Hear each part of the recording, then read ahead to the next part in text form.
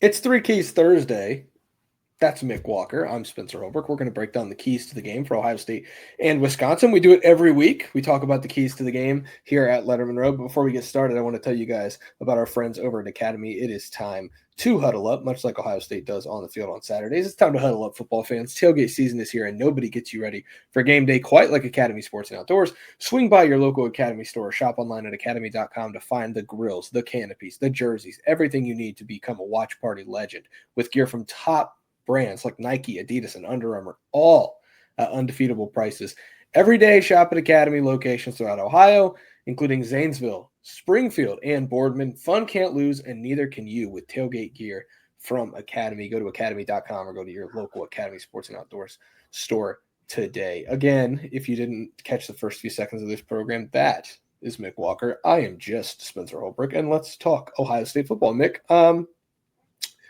how are you this week? What have you learned about the Buckeyes, and what are you expecting on Saturday? I'm not expecting a great game because if I learned anything this week, I don't think Wisconsin's a very good football team. And as much as I like Luke Fickell and some of the people I got to know that when I was covering Cincinnati that are now there in Madison, I don't think this is going to be all that great of a game. I do think there's things we could learn from it, like what about Ohio State, but it's one of those things again where it feels more like Ohio State kind of goes through what they want to do and try and figure out more about their own team than they do trying to beat the opponent across the field from them. Yeah, I mean, like you said, it's a sad state of affairs at Wisconsin. They have a good run defense. They do some decent things on the defensive side of the football. The offense is completely inept, anemic, any way you want to say it. They're bottom 30 in the country in almost every category that matters on the offensive side of the ball. They can't run the football. Their quarterback situation's a disaster because Billy Edwards, the transfer from Maryland, who was supposed to kind of guide this thing and help Wisconsin kind of get back to normality this season, has been hurt. Just like last year, they brought in Tyler Van Dyke from Miami, and he got hurt in very early in the season. Well, first game of the year this year, Billy Edwards gets hurt, and the offense has been a complete disaster ever since. So, we're not going to put lipstick on a pig. We're not going to sugarcoat anything here. No lipstick on a Badger on this program. It's just not a good situation up at Wisconsin. But still, Ohio State's going to have to take care of the football, play good defense, run the ball. All of the things, the cliches that Ryan Day wants to see from his team are still true here, even though the opponent doesn't seem to have a ton to provide as far as resistance for the Buckeyes. Mick, before I get into the official three keys for Ohio State, do you have any thoughts on this matchup as far as keys to the game for the Buckeyes to earn a road win? I always give you the keys, but there are a couple things that we like to sit down and like when you and I will be driving tomorrow, I'll be like, it'd be cool to see this, or like, what if we get to see this? And I think a lot of that goes to, like you mentioned, Wisconsin has a good rushing defense. If they don't have anything else, they at least can stop the run and kind of funnel some things down. Can Ohio State move people with this offensive line and get Bo Jackson going, get C.J. Donaldson going? Maybe you see James Peoples or Isaiah West, who lost his black stripe on Wednesday. Like, do we see some of these guys get in and get some gains and get some more, I don't know, whether it's explosive runs or just they look a little bit more dynamic in the run game. And then off or defensively, you just want to see what you kind of have seen because like we talk about how good they have been, but I mean, you got 6 games of film on you now. I think, what is it? Is it Jeff Grimes? Who's the, I think that's the Wisconsin OC. He's been around a little bit. He knows his stuff. So maybe there's a way, there's after 6 games, somebody can kind of find a hole. So those are the 2 things I'd like to see is just running the ball and make sure the defense holds itself to the same high standard. There you go. Run the ball, play good defense. Ryan Day would be proud of you, Mick. I think we're done here. We can just all go home now. No, but I think there is some validity to that. Wisconsin gave up 175 yards on the ground at Michigan 2 weeks ago in the Big House. Last week against Iowa, complete disaster. They gave up 210 yards on the ground. Like, this is a good Wisconsin run defense, but seems to be not giving up. I'm not going to say that. I'm definitely not going to say that they've quit. I think, though, when an offense is doing nothing, it becomes harder for the defense to drive in and drive out, go out there and do its job. Just like, man, what are we doing this for? Like, this offense is not helping us. And that becomes tiresome for a defense. And I'm not saying that Wisconsin, again, has like quit or given up or anything, but I do think like that kind of sets in at times. And I think the last 2 weeks you've started to see it set in. There was time and time again Wisconsin was getting stops on Michigan or trying to limit what Michigan was doing, making Michigan drive down the field, giving the offense time to make adjustments. And the offense just couldn't do anything on the Wolverines, who then became leaky against USC. And then last week against Iowa, it was 3-0 at the end of the first quarter, and Hunter Simmons threw 2 interceptions on back-to-back possessions, and then on the next possession, he threw a backward pass that was a disaster and became a fumble for Iowa. So it's just like, how many times does the Wisconsin defense have to trot out there and do this? So, there's reason for Ohio State to need a fast start. There's reason for Ohio State to think that they should be able to run the football because eventually the dam's going to break on this Wisconsin defense. So I think that's probably a good place to start. My first key to the game over at lettermenrow.com. $1 for your first 7 days. You can go get this story and everything else that we do over at lettermenrow.com. A lot of recruiting insight this week, so you might want to go check that out. A lot of stuff from the fallout at Penn State that has to do with the Buckeyes. But first key is to play clean football, Mick. I checked the forecast this morning. The high in the afternoon is 69 degrees in Madison. Nice. With the wind ranging from 8 to 16 mile an hour and, quote, a couple of showers. That's from the folks over at AccuWeather. Not a sponsor, but if they want to hit up the folks in our ad department, they can help us out any way they want. AccuWeather says that it's going to be 69 degrees with some gusty wind a little bit and a little bit of rain. Play clean football. You take care of the ball. Ohio State's been good at taking care of the football this year. They haven't had to play with a wet ball. They haven't had to play in the rain, though. It's a new wrinkle for Julian Sayin. It's a new wrinkle for Bo Jackson. He's never carried the ball in the rain in the Big Ten. No fumbles, no interceptions. Wisconsin has a terrible turnover margin. They're last in the Big Ten in turnover margin. 3 turnovers last week kind of helped that. But don't give them a cookie, man. Do not give them one of those freebies, especially early in the game. And we'll get to that a little bit later in the keys. But I think if Ohio State plays clean football, there's almost a 0% chance they lose this game. Yeah, I imagine there's the sicko part of Ryan Day probably down there. It's good. We'll get to see how Julian throws it in the rain. We'll get to see if Bo can hold on to it when there's more adverse conditions. How do we hold up on some of these things? But then, like you said, there's the risk of it if you give them an easy one, or if somebody slips and falls on defense and you give up a long play to Wisconsin and they get a lead and they're up 7-0 because there's some trickery or some random explosive plays. How does that affect how Ohio State calls the game? You'd like to think it doesn't, but Ohio State obviously wants to get in and out of Madison with a win with no injuries. So are we just trying to do a methodical drive to get down the field? Are you still opening up and running the whole offense? The weather's not going to dictate how this game goes or how it flows, but there's definitely it could have some impact on whether Ohio State's able to kind of dominate this game the way they should be capable of. Yeah, no, and okay, so we'll just go straight into it. The second key is do not give Wisconsin an early boost. So, these kind of go hand in hand. Play clean football, don't give them something early. But, man, this has been a downtrodden Wisconsin team. They're in desperation mode. They just got beat 37-0 at home to Iowa. First time they were shut out at home since, I think, 1990, or maybe it was 1980. I can't remember what the stat was. I think it was 1990. Look, Michigan gave up a 13-play, 75-yard touchdown drive to Wisconsin to open the game in the Big House. Wisconsin came out with a great script against Wink Martindale's defense, goes down the field and shows some confidence, and then punches Michigan in the mouth a couple of times there in the first half. Now, Michigan ultimately wins that game because Wisconsin is just not a good football team.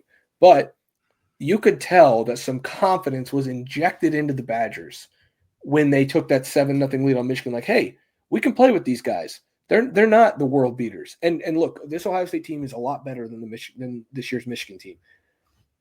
That's not what I'm saying. But, you could see, because I watched that game because it was the same day as Ohio State playing Minnesota at night, and Wisconsin played Michigan in the noon window. So, we got to sit at home and watch a game for once.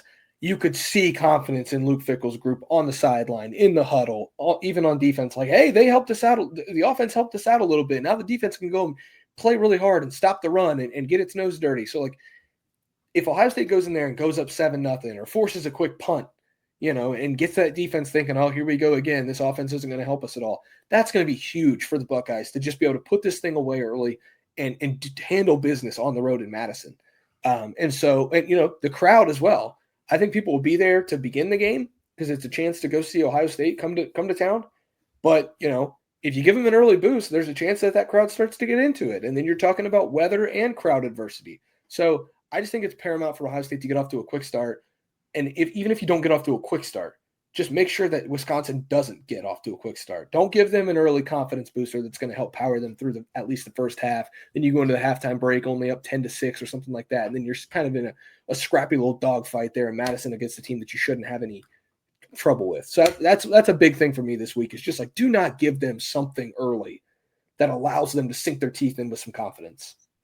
I mean, we've seen it in the past, whether it's Graciano. It's primarily been with Graciano at like a place like Rutgers, but there's clearly schools that come out on this opening drive if they can get the ball against Ohio State and say, like, not only are we going to try and take our shots, but we're going to do some trickery. We're going to try and go a couple reverses or, a fake on special teams and try and keep a drive alive just to get some points on the board to say you had a lead on Ohio State, to say you got this. And listen, Hunter, what's the name of the Wisconsin quarterback? It's not Danny O'Neal or Billy Edwards. It's Hunter. It's Hunter Simmons. Hunter Simmons, like he's not Julian Sand, and he doesn't have Ohio State's like Ferrari of like offensive weapons with Jeremiah Smith and Carnell Tate. But I mean, Jaden Ballard was in this Ohio State wide receiver room last year. He's clearly a talented player.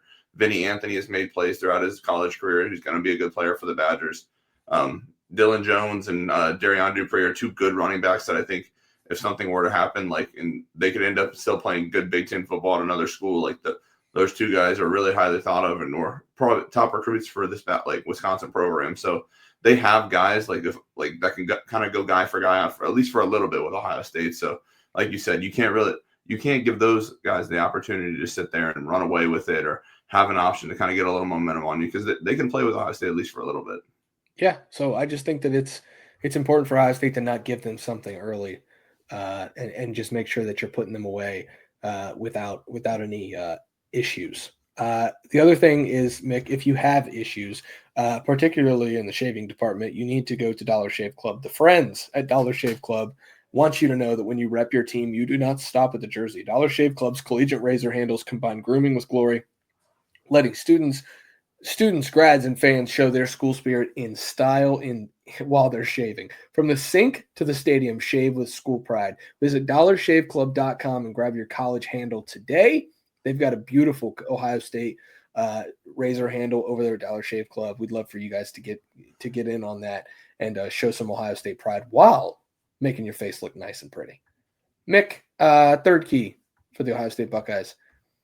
This one seems really dumb, but allow me to explain. Finish the drill. Do you know what I'm talking about? I do not, Spencer. I'll allow you to elaborate. Last month, Ryan Day put his team on high alert. There was a 4-game stretch upcoming after the first idle week. It started at Washington. They came home against Minnesota. Then they went on the road for Illinois. Now they have to go on the road for Wisconsin. 3 road games in 4 weeks. I know there are people who are a little banged up right now at Ohio State. There's a lot of sore muscles in the Ohio State building. They've got another off week coming up this next week that I think is going to be absolutely critical for this team to just kind of recharge, get back and healthy. They go way on the West Coast for a long road trip a few weeks ago. Then they have to come back home and play a night game. Then it's on the road again. It's on the road again. I don't care about any of that. Finish the drill. You go into Wisconsin, wrap up your 4-game stretch in style, make sure that it's not ever in doubt, and then you can earn your idle week. And trust me, they're going to let these guys rest and recover because they know what November means to this program. I know it's down right now, but a Penn State team that's going to be desperate and hungry and with nothing to lose coming into the horseshoe. And they've got a couple of games that are tricky, like Rutgers, who's a high-scoring offense but doesn't play any defense. So you might find yourself in a shootout in that game. Like the Michigan game obviously means everything to this team. That road trip to Purdue seems a little tricky now with the Boilermakers at least being competent. You never know the weather you're going to get. Like there's a big stretch coming up in November, and I mean UCLA looks rejuvenated all of a sudden with Nico. He's going to come back to the horseshoe for the first time since December, and this time his helmet might not get cracked. So like there's a huge stretch in November that Ohio State's going to have to navigate. You can't get there until you take care of business in Madison. So just finish the drill on this 4-game stretch. Ohio State's going to have some time to rest and recover after that, and then you can get on to the critical November portion of the schedule. Don't make this thing more interesting than it needs to be. Don't overthink it. Don't think that you're just going to sleepwalk into Madison and get an easy 63-0 win. Just finish the drill strong, and then you can get your week off, and then you can go into the Penn State game. I think that's a great one. And it honestly sounds like you're talking a little bit, I imagine, what Ryan Day's been saying in the locker room with these guys. Because like you said, it's shaped up really great for them with kind of these off weeks. And when they've lined up, you get a handful of games, you get an off week, you get a handful of games, and you get an off week, obviously, with and then like you talk about that November stretch coming. So, hey, we got these 4 games, 3 road games. Let's just push through. Obviously, there's a little bit probably of like I think the mundane type of things that you even wrote about on Lettermen Row, I believe, like you have to go to Champaign, you have to come back to Columbus, and you got to drive to Madison, like just or fly to Madison. Like some of this stuff just feels very like basic and like super easy to kind of just go through the motions of it all. And like you said, you can't. Wisconsin has good players. Wisconsin's going to be able to challenge Ohio State, at least for maybe it's a quarter or at least a couple series. Like they have talent. I understand they're not a good program. Luke Fickell is probably trending towards being fired, whether it's this season or even at the end of the season or next season. I don't know when that'll be, but there's certainly things on this Wisconsin team that can frustrate Ohio State. So you don't want to take them like they're just another FCS team or like they're Grambling. You got to take them and be 100% serious about this game and get out of it, get to the bye week so guys like Carson Hensman can return to his home in Wisconsin and go see family, or you can go see stuff and coaches can get on the road and recruit. I think it's a pivotal week, man. I think this weekend is really important. Just get in, get out, no mess, no mistakes, no worries. Just get in, play your game, play as good as you know you can, and come back home, and then you get a week off. I think that's the critical part of this week for the Ohio State Buckeyes. That's a critical part for Lettermen Row, man, because we've been this will be 3 weeks on the road for us out of 4. Mick Walker's heading on the road with Austin Ward and I here this week up to Madison. We're heading out on Friday. But before we head out, we're obviously gonna have bold predictions on Lettermen Row and on the Lettermen Row YouTube channel. Make sure you come check us out tomorrow for that. For Mick Walker, I'm just Spencer Holberg. Thanks for watching. Thanks for listening. We'll see you guys back here on Friday for bold predictions, and we'll see you up in Madison on Saturday for Ohio State and Wisconsin.